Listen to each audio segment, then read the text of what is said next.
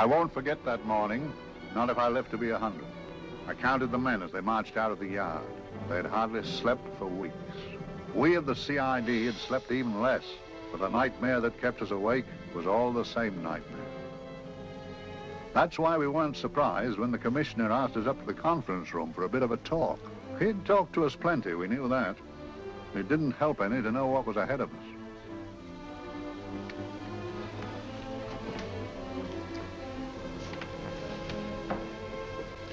Must we have that window open, Gregson? Oh, shut it if you want to. Chief will be in enough of a temper without having a ruddy blast down the back of his neck.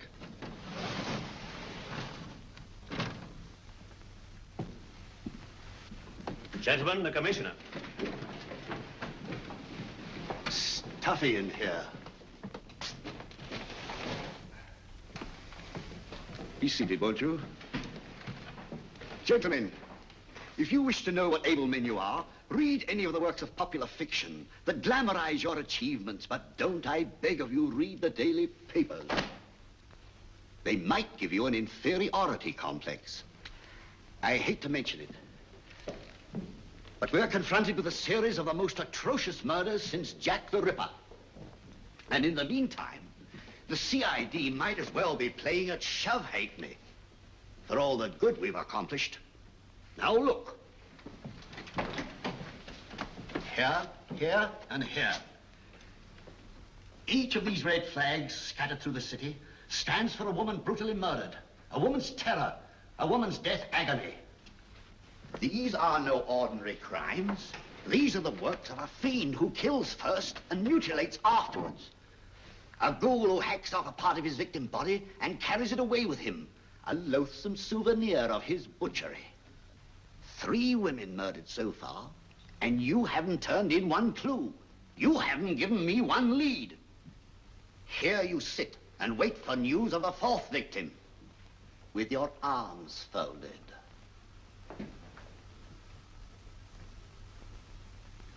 Well, we hadn't long to wait. It was down Lambeth Way where a young woman was hurrying home late last night. She saw something and stopped. It was a constable. He spoke to her, and he walked along with her, just in case. He saw her go down the stairway to the basement lodging where she lived. We can only surmise what happened after that.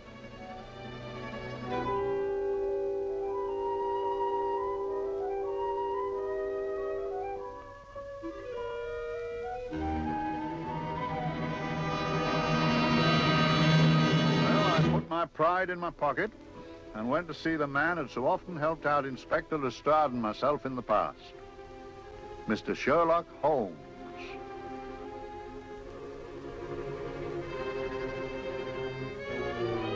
If ever a man needed help, I did.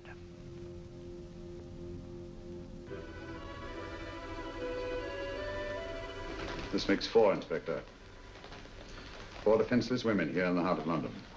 And everyone with the right forefinger hacked off. Not hacked, Inspector Gregson.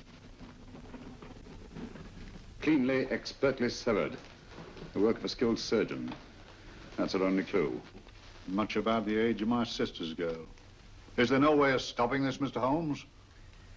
Yes. There's a way, somehow. The fiend that did this. I promise. I promise. We've nothing to go on. That's the rotten part of it. We can't get far without knowing the motive. Well, at least we know what the motives were not. It wasn't robbery, nor passion, thanks be, nor yet vengeance. Because they all came of totally unrelated families. Steady, Inspector, steady. Sorry, Mr. Holmes. I don't turn a hair when it's a bloke that can look after himself. A little slip of a thing like that. Yes, it's horrible. Come on, let's get a drink.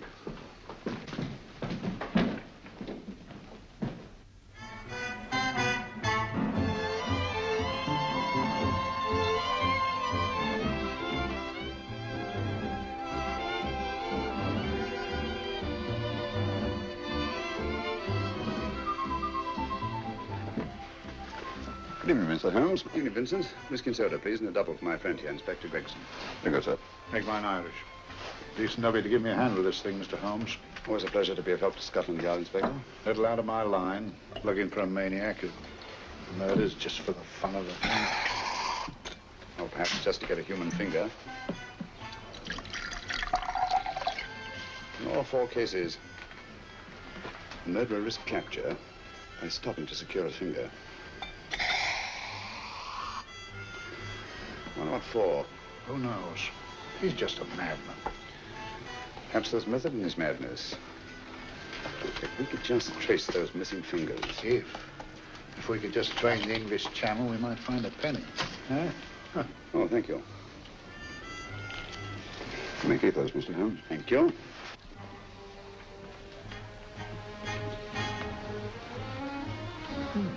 Sir George Fenwick, isn't it? Yes. Is that his daughter with him? Don't be so naive, Inspector. You know everyone, don't you, darling? Well, hardly. A week ago, I didn't know you. A week.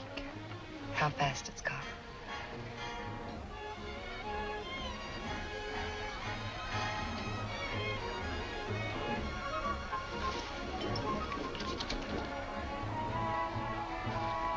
I collect these things. How very quaint of you. Shall we go? Yes.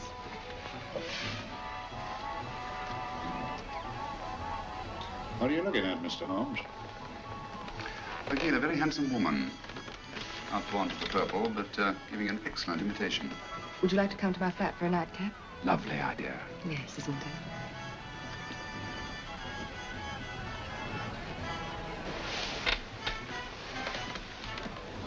I wonder where she's taking Sir George Fenwick. Don't be so naive, Mr. Holmes.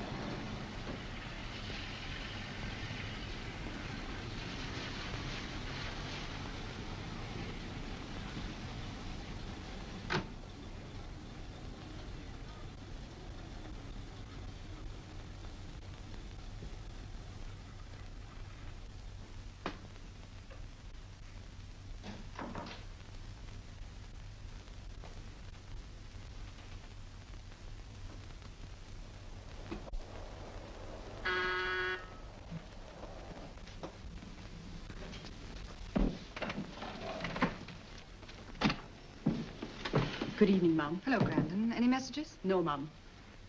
Thank you. Drinks, Grandon. One of your nice surprises. Yes, Mum. I say, you don't mean that, Grandon's a marvel, aren't you, Grandon? Yes, Mum. You wouldn't believe the things she can do. Ah, charming place. Delightful. Really? You think so? I'm so glad. Do sit down. Do you mind? Do I mind? What a question. I don't mind anything, really. Except not being with you. Now, you really don't want me to believe that, do you? Not too seriously. Good. We're both quite grown up, aren't we? Quite.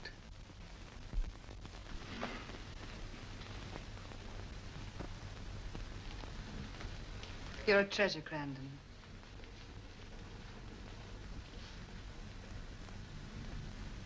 And lower the lights a little as you leave.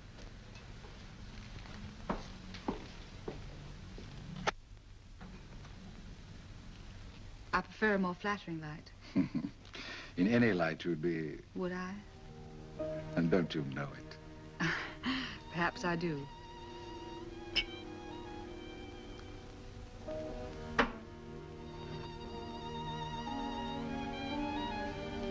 Oh, that priceless woman.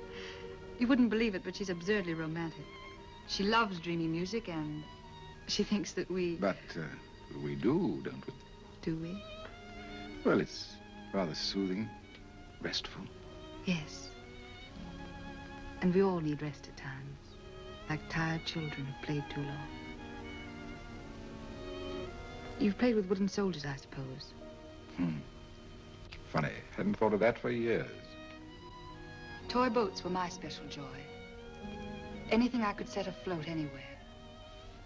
Like this. And this. Toy boats sailing into the Never Never Land. A land of beautiful dreams. Look. Look, odd, isn't it, how the light is reflected? Little specks of light that move and move, like stars on a slowly moving stream. You know, Holmes, I'm very sensitive to atmosphere. No? Yes, I can tell by the feel of this room there's been a murder committed here. It may interest you to know, my dear fellow, it was the other side of that door at the foot of the stairs that the poor girl was murdered. If only I could find it. Find what? The one thing these unfortunate victims had in common that might give us a motive for these murders. There must be something. Another Jack the Ripper, if you ask me, a homicidal maniac. No, Watson. In the case of Jack the Ripper, there was one thing in common. His victims were all from one walk of life, living in the same section of the city. In this case, the murderer chooses his victims from all walks of life and from different sections of the city. No, my dear fellow, this is not the work of a homicidal maniac. It's something infinitely more sinister. Give me the creeps. What on earth are you talking about? Watson, I'm convinced that these murders are only incidental to some larger and more diabolical scheme. That may be, but why the severed fingers? The answer to that question, my dear fellow, is our only hope of solving these mysteries. Dear sister, I am so happy. I had such a lovely holiday at Brighton with you and Alf. And I'm looking forward to being with you again. Poor little thing. Sort of raises a lump in your throat. I can picture her sitting here happily writing this letter. And I'm not bitter realizing that she's shortly going to her death. Hello? Gregson. Oh, there you are, Mr. Holmes. I've been looking for you everywhere. What's happened? Murder in Edgware Road, not half an hour ago. Woman? Yes. And the right forefinger cut off clean.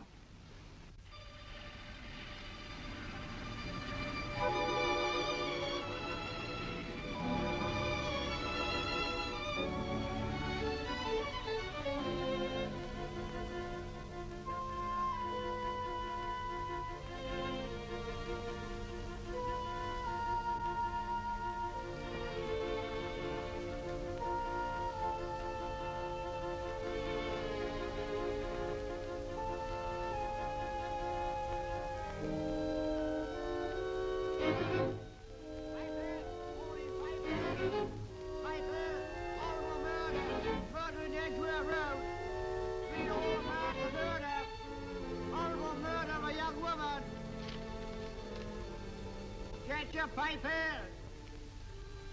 Horrible murder, Piper! All about the murder! Morning, Piper! All about the murder! Piper! Horrible murder! Another young woman found murdered, Piper, sir! Horrible murder, Piper! Piper! Read all about it! Get your Piper! Murder in Edgware Road! Horrible finger murder! Shocking murder! Murder in Edgware Road! Horrible murder of a young woman! Read all about the murder!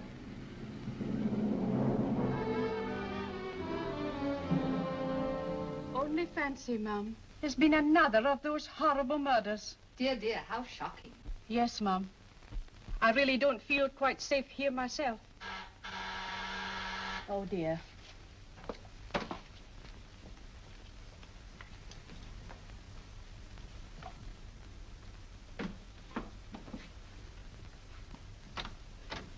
Why, Sir George! I must see Miss Marlowe at once. I don't know if she... I must see her. Where is she?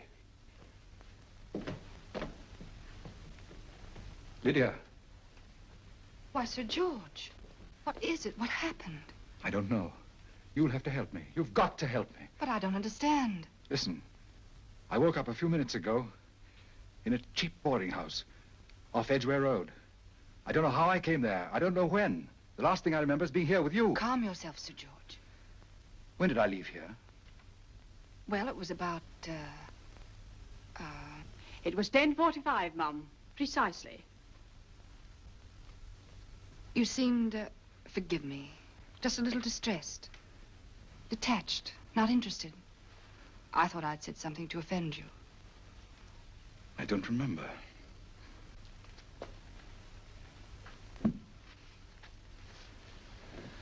I can't remember. Tell me, has this happened to you before? Before? Well, there is such a thing as amnesia, you know. If it was 10:45 when I left you, it was 9 this morning when I woke. Over 10 hours lost. 10 hours that I can't account for. And in my pocket, when I woke, I found... Yeah, in my pocket. That isn't... Oh, it's not for you, of course. It can't be. Excuse me, Mum, but there's a man asking to see the gentleman. Send him away. Yes, Mum. No, please. I'll see him.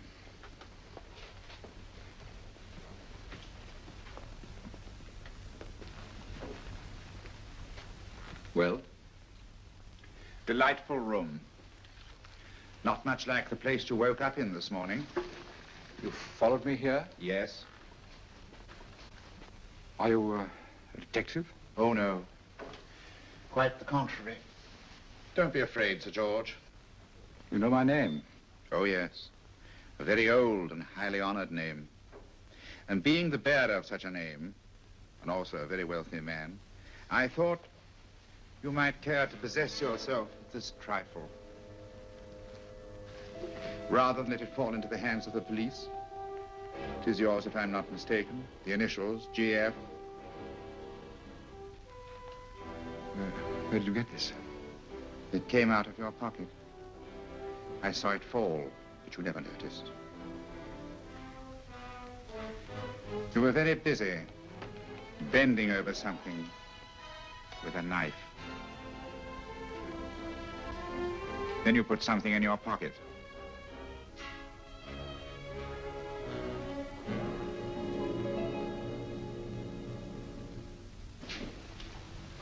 Come along, Holmes, come along, come along. How many more times must I tell you? You're missing a treat. This is delicious. Little jam tarts to follow. Aren't you tempted? You and your flesh pots. They tell me that fish is good for the brain. Brains haven't any. You realize that a whole day and a night have gone by since that bestial affair in Edgware Road? I'm as much in the dark as ever.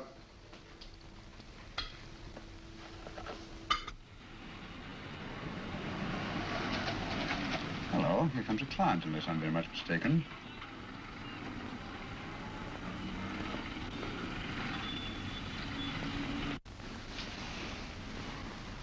Hello, attractive. Very attractive.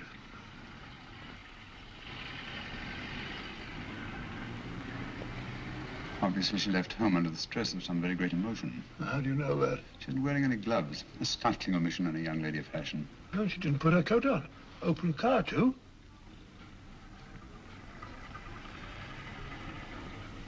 Furthermore, there's something in that bag she wants to show me. What makes you say that? The bag doesn't match her dress, indicating it was picked for size rather than style, to accommodate some bulky object. You amaze me, Holmes. What do you mention, my dear fellow?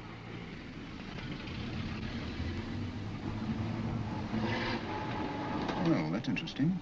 What is? A cab, turning at the empty house. I wonder why he followed her here. Oh, wouldn't you? Quite possibly with glasses.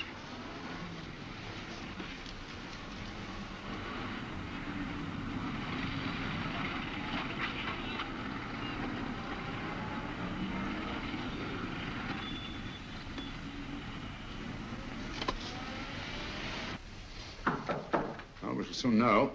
Yes, Mrs. Hudson? It's a young lady, sir. Most urgent. Ask her to come in. Go right in, miss. Mr. Holmes? Yes, this is my friend, Dr. Watson. How do you do? How do you do? Mr. Holmes, you must excuse me, please. Yes, well, won't you sit down? Come along. May I? It's quite all right. Thank you.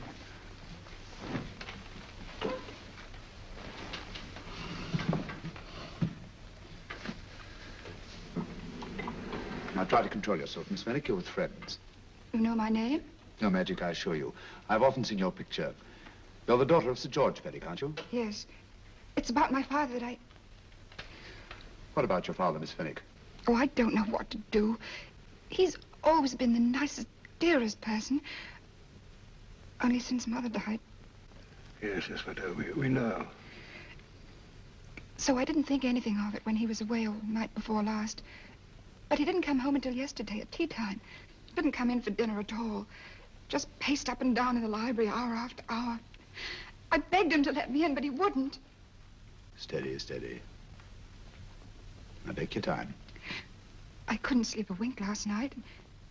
Then I started hearing things. Hearing things? What sort of things? I heard someone in the garden underneath my window. Then I saw a figure moving down the garden path. And I recognized my father, stealing through his own garden like a thief.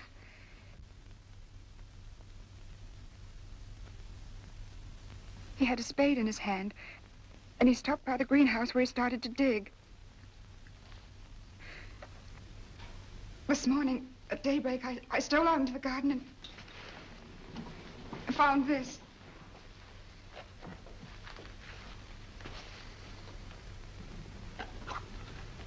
A finger. A human finger. Bring up Scotland Yard, will you, Watson? Ask them to get hold of Inspector Gregson and tell him to meet us at once at George Finnick's house, Kingston. Operator, get me Scotland Yard quick. Where's my father, Norris? He's still in the library, miss. Thank you. We'll see him right away. Will you come with me, please? Thank you. I got your message, Mr. Holmes. Yes, indeed. Dad, may I come in? Dad. It's funny. He doesn't answer.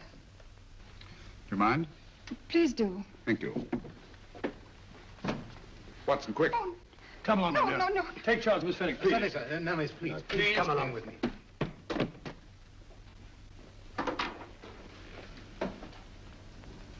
Dead? Yes. What do you make of it, Doctor? Shot in the back between the second and third ribs. The bullet undoubtedly had penetrated the heart. Look at the powder marks on his coat. I was afraid of this. What do you mean? Don't you remember the man in the cab who followed Miss Finnick to Baker Street? Well, you don't think he had anything to do with it, do I you? think it's reasonable to assume that he tipped off someone that I'd been sent for. Sir George has obviously been murdered to keep him from telling me what he knew.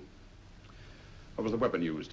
Small caliber revolver, point blank range by the look of the wound. The murderer came in through those French windows. The mud from the garden he brought in on his boots. Sir George must have surprised the intruder. Passed the room to him here. What follows, we can't tell. But from the location of the wound, I'd say that he turned his back for a moment, and as he turned, the muzzle of the revolver was placed between his ribs and one muffled shot fired. And you mean to say he kept on going, even after he was shot? There's no doubt about it. Look there. The trail of blood leads us back to the desk.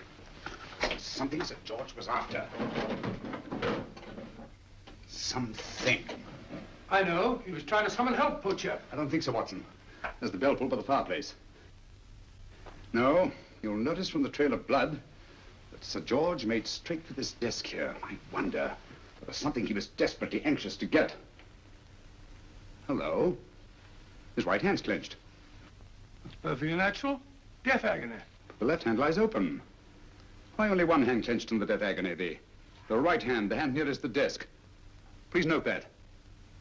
If Sir George took something off this desk, something so important that he spilled his last drop of blood to get it, I want to know what it is.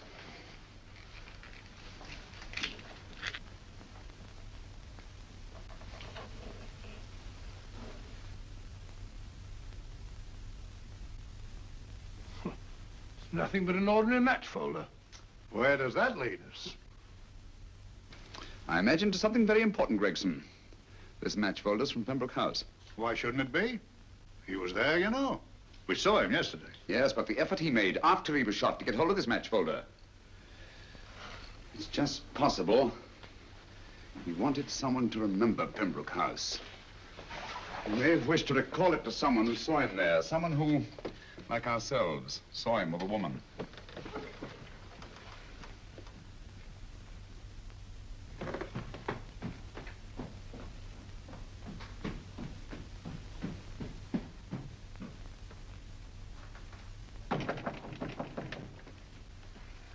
Come in.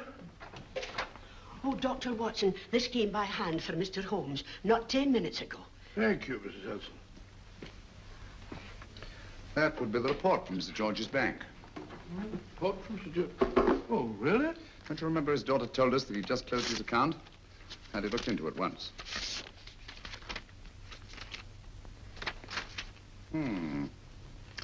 He drew out his entire balance in cash, nearly £10,000, yesterday, just after that young woman was murdered. What does that suggest to you, Watson? But he paid it out to someone. Precisely. I smell the faint, sweet odor of blackmail. You don't think he paid it out to someone who saw him murder the McLean woman? Sir George never murdered anyone. But he did have that woman's finger, and he evidently did have and pay out a lot of cash. That's the terrifying part about blackmail, Watson. The victim is afraid to fight the accusation, no matter how false. Once the accusation is made, his name is smeared, and sometimes his life is ruined. Well, Sir George didn't commit these murders. What fiend did? I rather think they're not the work of any one man. Oh, come, Holmes. You don't expect me to believe there's a whole organization going about killing people and chopping off their fingers. No, it's possible, quite possible. Well, whoever's behind all this thing must be out of his mind. On the contrary, my dear fellow, if my assumptions are correct, this little scheme has behind it the most brilliant and ruthless intellect the world has ever known. You don't mean Professor Moriarty? I do. Oh, steady, Holmes. You've got him on the brain. This is the third time in as many months you've suspected him of unsolved crimes. He's dead, you know. Is he? Is he? You know he is. He was hanged in Montevideo, well, over a year ago. I know that someone was hanged in Montevideo under that name. But I'll stake my reputation that Moriarty is alive and here, now, in London. Hello? Yes, Dr. Watson, wait a minute. You me? No, yes? This is Dr. Watson speaking. No, I'm afraid I've retired. I don't practice anymore. What? Oh, that's a different thing. An emergency case. Well, just a minute. Yes? Yes, well, see, she's not moved. Remember that? Don't touch her till I get there. Fractured case in McCardle's Mews. Heavy woman. 14 stone. Oh. Look at dust. 14 stone. Just the sort of person who would hoist herself up on a stool to feed the canary. There ought to be a law against fat people keeping little dicky birds. Well, so long, old man. I shan't be very long. Haven't used that bag since I brought little Amelia. What's her name in the world? She grew up to be a very unattractive child. Well, who wouldn't with a name like Amelia? Oh, Amelia. Amelia.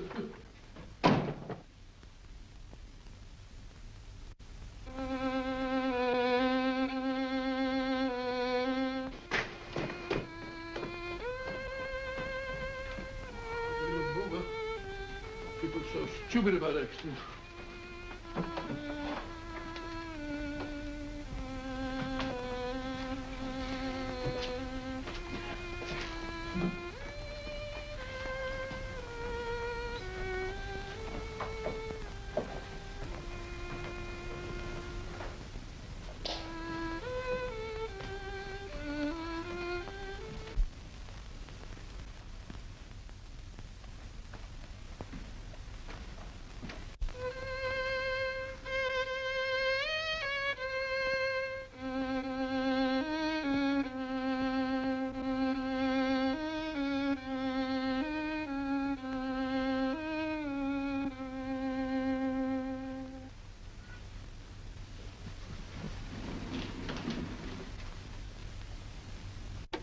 Oh, Professor Moriarty. Not that I wish to appear inquisitive, but to what am I indebted for the pleasure of this visit? Scotland Yard will be interested. It's very convenient for me to have Scotland Yard think that I'm still dead in Montevideo. I never dreamed of fooling you. Thank you. The thought occurs to me, Mr. Holmes, that there are some advantages in living within the law. You're very comfortably fixed here, aren't you? As I get on in life, the little comforts appeal to me more and more. Oh, I beg your pardon. Won't you sit down? Thank you.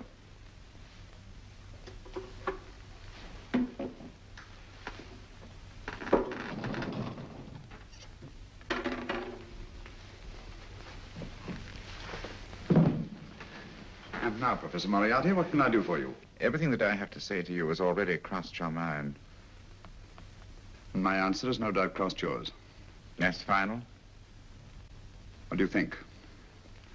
I shall not rest until you are hanged for the finger murders. You've no proof, you know. No, not a shred. But I have you. I could turn you over to the police here and now. You could. But if you did, you'd never see Dr. Watson again. Oh, the telephone call. Quite. I rather assumed you had taken some such precaution. Or I should have snatched up a revolver and indulged in a fit of heroics when you came in. Very smart, aren't you? Not smart enough. Or I should have anticipated you. But if any harm comes to Dr. Watson, I shall seek you out. I shall not rest until I find you, and when I do... No harm will come to Dr. Watson this time. But I can't answer for the future. Mr. Holmes, I should strongly advise you to drop this case. Don't be silly. Think it over. We've had many encounters in the past. You hope to place me on the gallows. I tell you, I shall never stand upon the gallows. But if you are instrumental in any way in bringing about my destruction, you will not be alive to enjoy your satisfaction. And we shall walk together through the gates of eternity, hand in hand. What a charming picture that would make. Yes, wouldn't it? You know, I really think it might be worth it.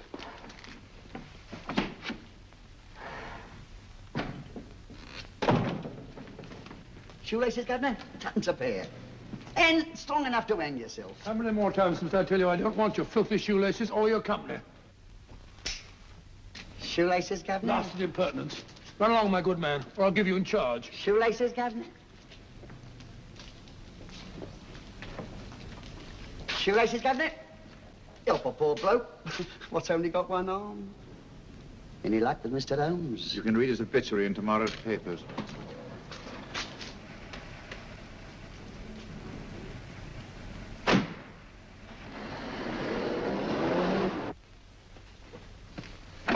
Oh, there you are, Watson. Come in. I was, just going out to look for you. Look for me what for? Suppose you don't think I know my way about. Well, you're right, I don't. Blast all practical jokers anyhow. Know where I've been? On a wild goose chase. Exactly. There's no such number in McCardle's Muse. Some fool's idea of a joke. Did you see anyone? No, nobody especially. Only a whining old idiot selling bootlaces. Persistent beggar, wasn't he? Stuck to you like grim death. Huh? How do you know? And finally left you for someone who looked like Bella Pickings. Someone, my dear Watson, was Professor Moriarty himself. What? He's just called on me. Moriarty here and you let him go? But you must be out of your mind. Why? Well, he bluffed me into believing that he was holding a friend of mine as hostage. Friend of yours who? Oh, nobody very important, just a fat, lazy fellow. Medical man, I believe. Medical man? Do I know him? Yes, I think you do. Fellow by the name of Watson. Watson, never heard. Who, me? I'm afraid so, old fellow. Your street hawker's job was to do away with you in a certain contingency. And you let Moriarty go? Because of me? I had no choice. I can't afford to lose you, old fellow. Well, it's very decent of the old chap, I must say, but... I wish you'd nabbed him. We shall, never fear. I know the motive for the finger murders. All I have to find out now is the method used with the blackmail victims. Method? Yes. How does Moriarty get them to the scene of the crime? How does he plant those severed fingers on them? And how does he scare them into believing that they may have committed those atrocious murders themselves? Curious.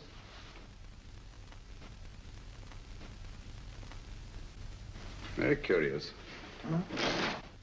Curious? What's curious?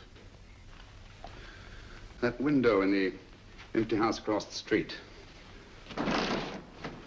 First floor front. Huh?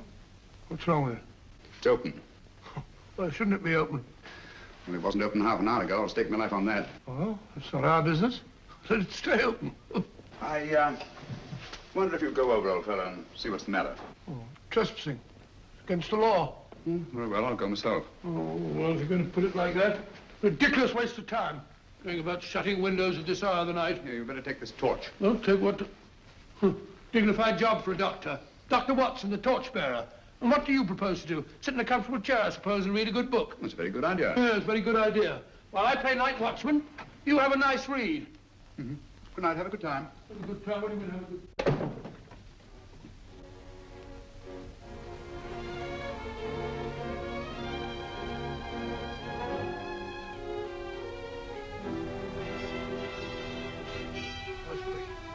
with it.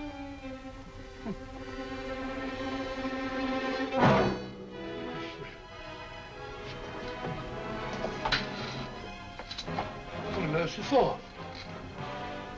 Oh! Umbrella stand. Pretty little thing to keep about the house. Must have been a pet.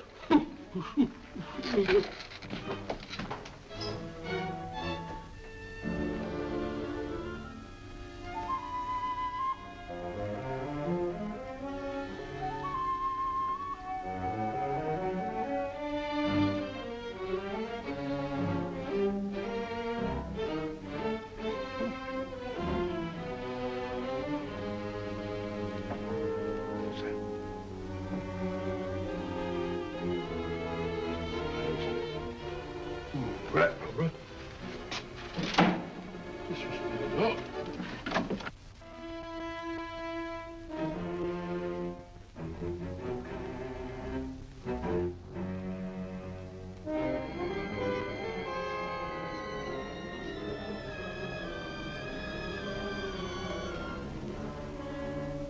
While he sits comfortably reading a book.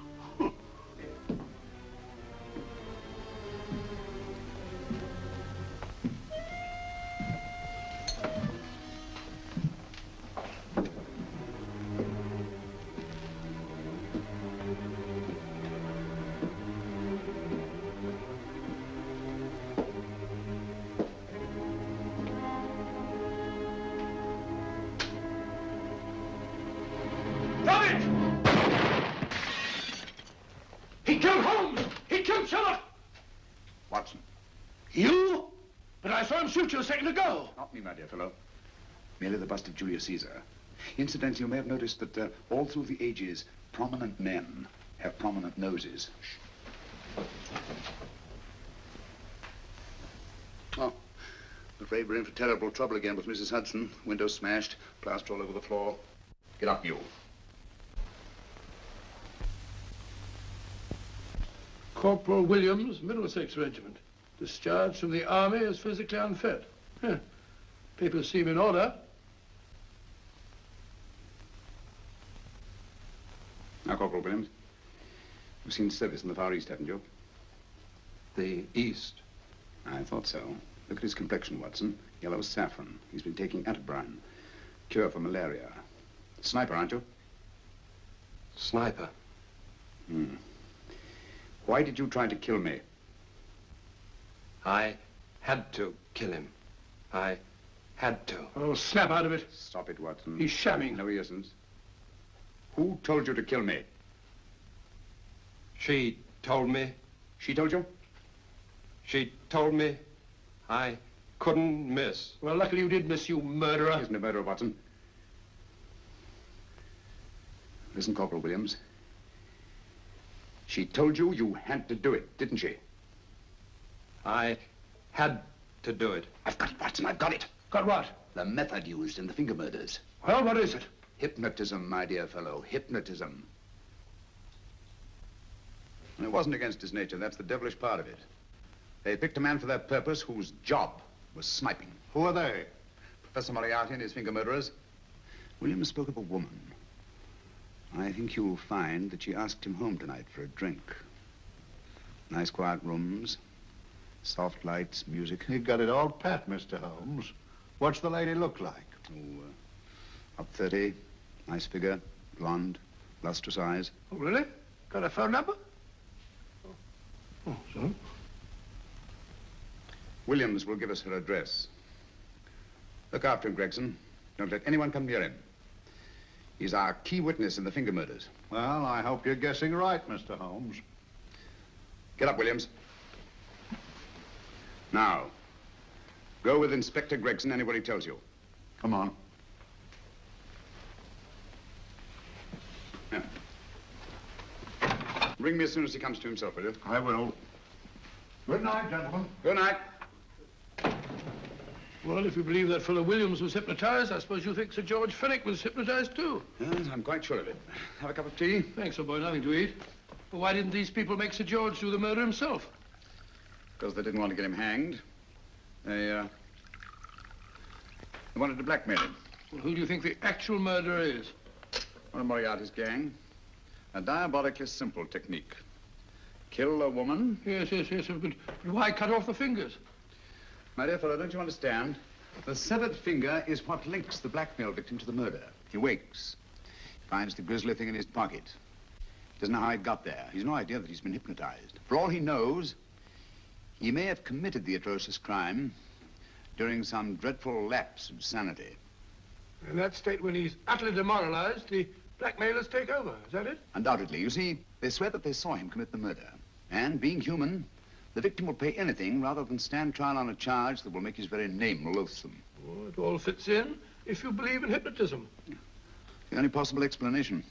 You think the hypnotist is that woman with the blonde hair and the lustrous eyes, the woman you invented? I didn't invent her. I saw her. What on earth are you talking about? That woman, my dear Watson, was with Sir George when he left Pembroke House. I saw her there. I shall see her again, and Williams will lead me to her. That's why it's so important to keep him safe. He will identify her.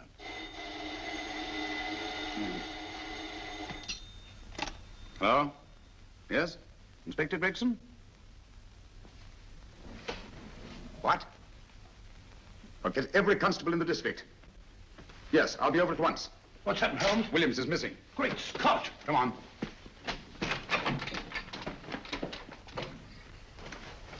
Lorry crashed into Gregson's car. During the confusion, Williams disappeared. Escaped, eh? No, kidnapped. To keep him from talking when he came to. You don't think that Moriarty... Moriarty? Anything is possible.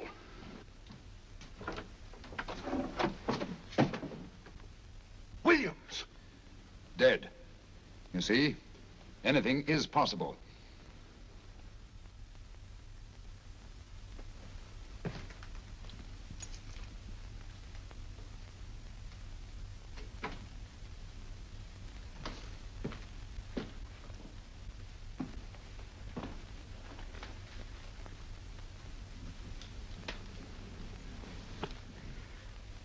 Oh, good morning, Professor Moriarty. You startled me. I'm dressing another dolly, a dear little nurse. Is there anything wrong with your finger? Just a splinter. Nasty things, splinters. Most trying. One can't be too careful, but I'll get it out for you. I have the very instrument to help you. Sharp enough to split a hair. Put those tools away until they're needed. But they're not tools, sir. They're instruments. Put them away. Is Lydia in? Yes. But really, you should let me. Get dressed. Holmes and Watson just left Baker Street for the Mesmer Club. Mesmer Club, the meeting place of all the top hypnotists in London. Do you suppose that Mr. Holmes is onto our method? If he suspects, it's merely a suspicion. It's our business to see that it ends there. I hope you're right. Williams passed away before he could talk, remember? What do you want me to do? Go to the Mesmer Club, meet Holmes, and induce him to come back here. Isn't that a bit dangerous? Every meeting with Sherlock Holmes is potentially dangerous. However, you say he didn't see your face at Pembroke House. And how would you suggest I get Mr. Holmes to accompany me here? Kidnap him? Oh, no. Holmes has one weakness, his insatiable curiosity. If you can arouse that, you can lead him anywhere. It's up to you to take advantage of any opportunity that may arise. This way, please, gentlemen. I'll tell Dr. Onslow that you're here. Thank you. So this is the Mesmer Club. If you ask me, hypnotism is a lot of mumbo-jumbo. Oh, come now, Watson. As a medical man, you must admit that hypnotism has its place in modern science. That may be, but 90% of hypnotists are crooks of the worst kind. Nothing more than a lot of charlatans exploiting weak-willed morons. Ah, Dr. Onslow, I believe. Happy to meet you, Mr. Holmes. Your brother Mycroft suggested I might be of help to you.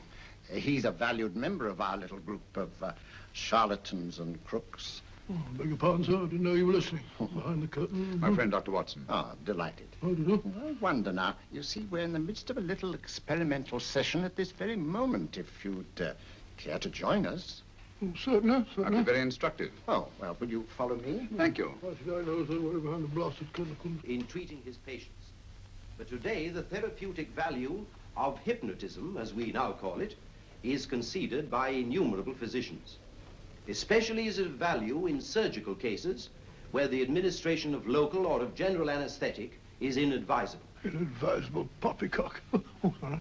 For the sake of latecomers, I may say that I have placed this subject under profound hypnosis. In this condition, he can feel no pain, even under applications which normally would be excruciating. Excruciating? You excuse me, please. Carter, you are having a peaceful sleep. You feel nothing. Your arms and your hands are without sensation. Mowbray, the long needle.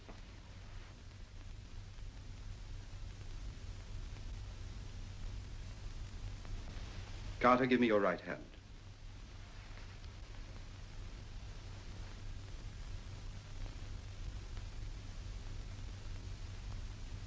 As you observe, the needle has been thrust completely through the subject's hand. No feeling, no pain. This lack of feeling is the one infallible test of profound hypnosis. Nonsense. Fellow's full of drugs. Well, isn't he? Definitely not, Doctor.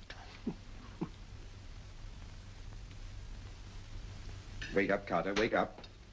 You feel well and rested, remember. No pain anywhere. Wake up, wake up. I say, when are you going to begin? All through, Carter. Stand up. This way, sir. And, are these all the people that come here? Oh, no. Others keep dropping in all the time. I suppose it's all right for those who believe in it, but of course, I'm a professional man myself. Then you don't believe in hypnotism, Dr. Watson? I don't deny that there are certain types of hysterical, feeble-minded people who go on if you point your finger at them. But anyone with an ounce of character... How right you are. You see right through our little artifices, don't you, Doctor? Right through, my dear sir. Right through. Right so. But with the feeble-minded, as you say... excuse us, Mr. Holmes. Certainly. Step over here, won't you? Certainly, sir. Anything to oblige. Let me show you how easily we charlatans take advantage of them. Now, sit down, Doctor. Now, we set a thing like this in motion. It's wonderful, the attraction on the feeble-minded, of course. The continuous motion, if they just let themselves follow it. Of course, you could stare at it till doomsday, Dr. Watson, with no effect at all. Still, it might make you a little drowsy, like the white ribbon of road at night when you're driving. The rhythm is smooth, unbroken, and the road goes on and on, round and round, always the same, winding and winding. And you're drowsy, you're tired. Let the road come into you, as it were. The long road, the smooth road, the road to sleep. Sleep.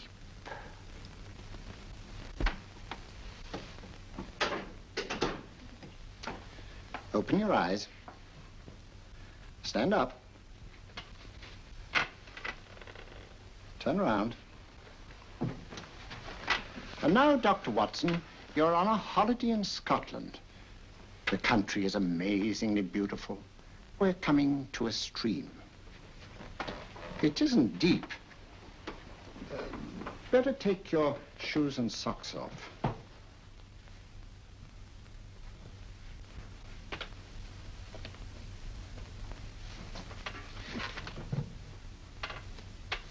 Roll up your trouser.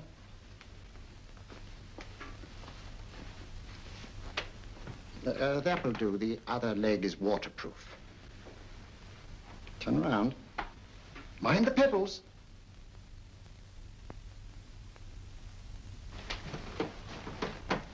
Sit down.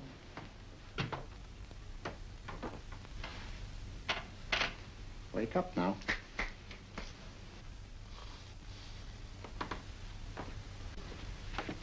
There, I see. What I tell you, it didn't work with me. Why, nobody with an ounce of character.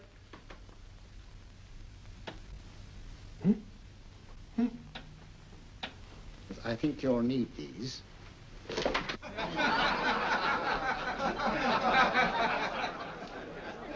Something to laugh at? Watson, she's here. Oh, the woman you're looking for?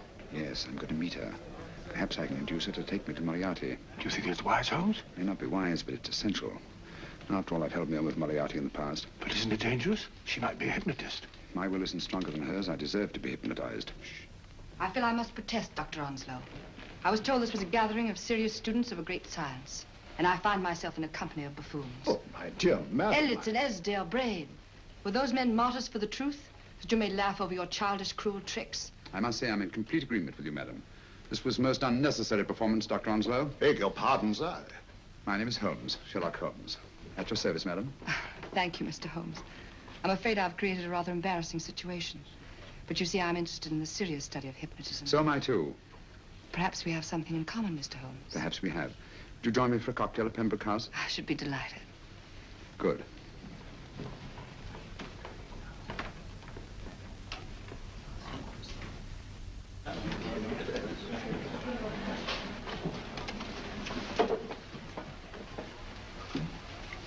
Thank you. I didn't know there was such a pleasant place in London. It was so nice of you to suggest our coming here. I thought a little pick-me-up would do us good. You mean you thought I looked... I like the way you look. Thank you. I suppose I did lose my head a little at the Mesmer Club. But you see, hypnotism is almost a religion with me. I know so well what it can do to help and heal. And I can't bear to see it used for trivial purposes. I know very little about it. That's why I went to the Mesmer Club. You see, I'm rather puzzled just now with the case that I'm working on. How fascinating. Tell me about it. It's the murder of Sir George Fenwick. Fenwick? Who's he? Quite a well-known figure. Odd now I come to think of it. Last time I saw Sir George was here at Pembroke House. Strange. Yes, isn't it? He was sitting, I believe he was sitting at this very table. Cigarette? Thanks. Do go on. There was a charming lady with him. He was lighting a cigarette.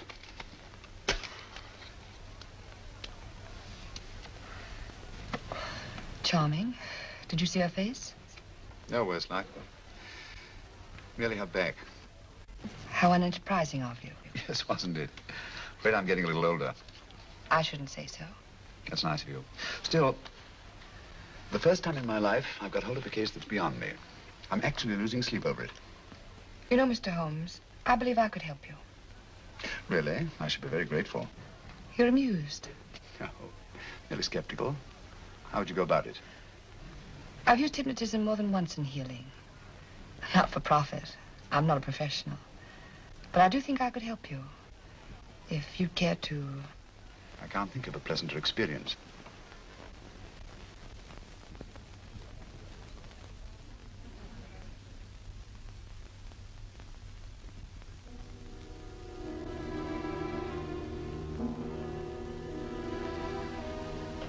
Low lights, music, is that all there is to it? You must relax, Mr. Holmes. I'm afraid you're a rather difficult subject.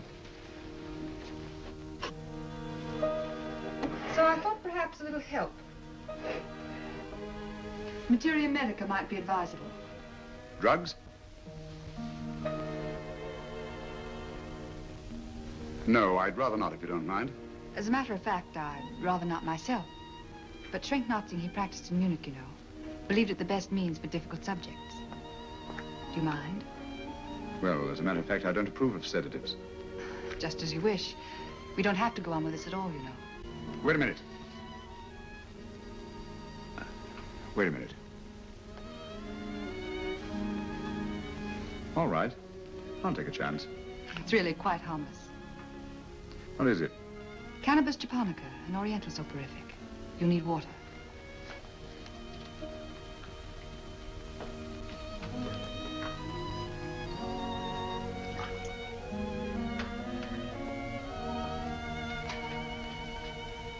Thank you. Now sit down, Mr. Holmes. You'll feel yourself growing drowsy. Don't fight it. Give in to it. Because you do want to sleep, you know. Just fix your eyes on this one white flower floating on the water. Empty your mind of every other thought. Follow the motion of the water. So smooth, not a ripple. Waters of forgetfulness. Steady, deep, strong. Strange, isn't it? How the light is reflected. Little specks of light that move and move.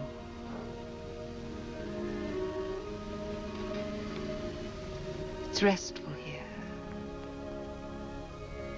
It's peaceful. It's friendly. And you're very close to finding what you're looking for. You'll find them soon now. The guilty ones. When you're rested, gentle waters closing over you. Steady, deep, strong. Drawing you down, down, down.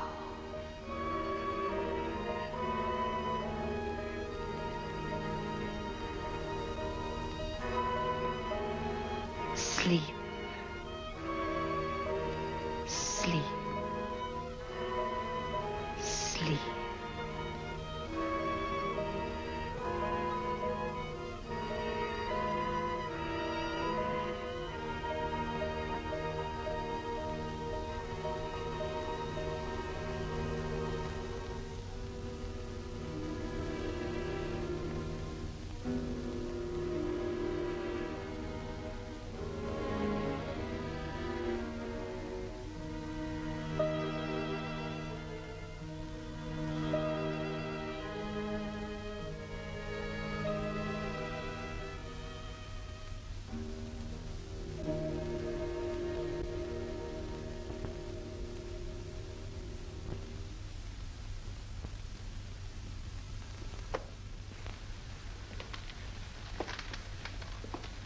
Here he is, Professor Moriarty.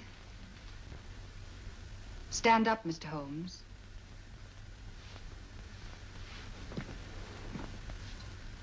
Open your eyes. Face this way. Are you satisfied? We are dealing with a clever man. He may be shamming. There's just one infallible test for profound hypnosis. You ready, Dr. Simnel?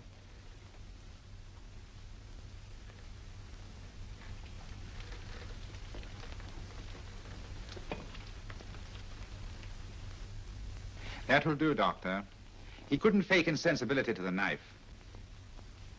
I congratulate you, Lydia. Turn round, Mr. Holmes.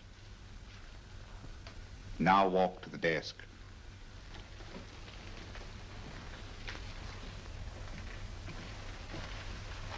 Sit down.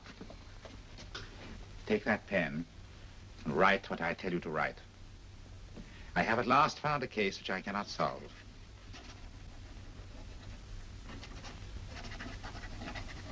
I have outlived my usefulness. Therefore, I have decided to end my life.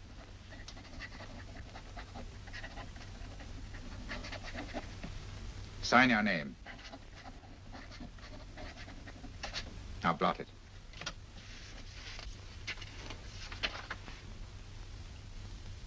Fold it up and put it in your pocket. Come, Mr. Sherlock Holmes. Go out onto the terrace. But it won't look like suicide, sir. I'm sorry, but Mr. Holmes' injuries must all be self-inflicted. Let's walk a little, Mr. Holmes. It's so pleasant here in the garden. Just step up here onto the terrace. It's a nice, broad terrace. Now turn to the left, walk slowly to the end of the terrace.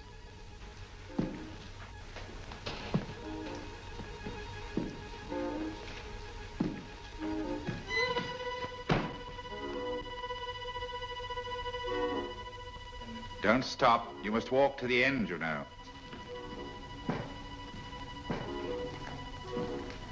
The end leads to an open doorway. You can pass through it in perfect safety.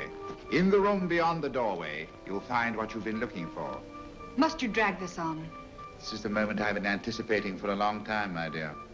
Go on, Mr. Holmes.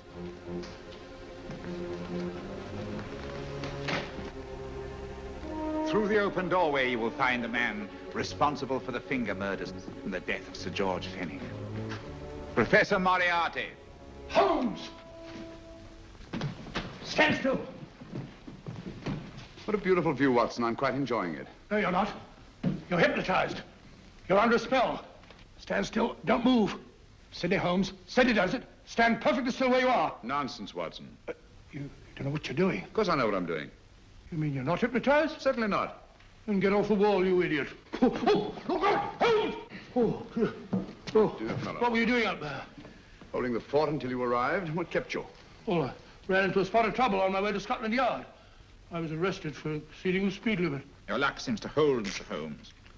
Well, I'd hardly call it luck, Professor. You see, I substituted a drug of my own for the one that this dear lady pressed on me. You are clever, aren't you? A drug that, although it leaves the subject conscious, renders him quite insensitive to pain. That accounted for my lack of reaction to Dr. Simnel's knife. Well, Gregson, quite an impressive haul.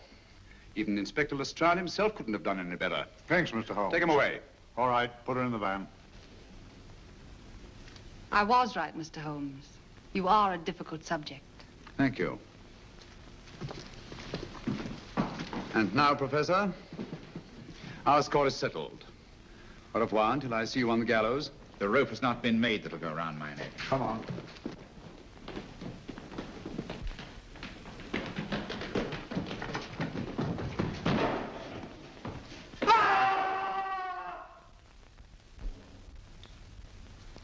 I'll take care of things, Mr. Holmes. Thank you, Inspector.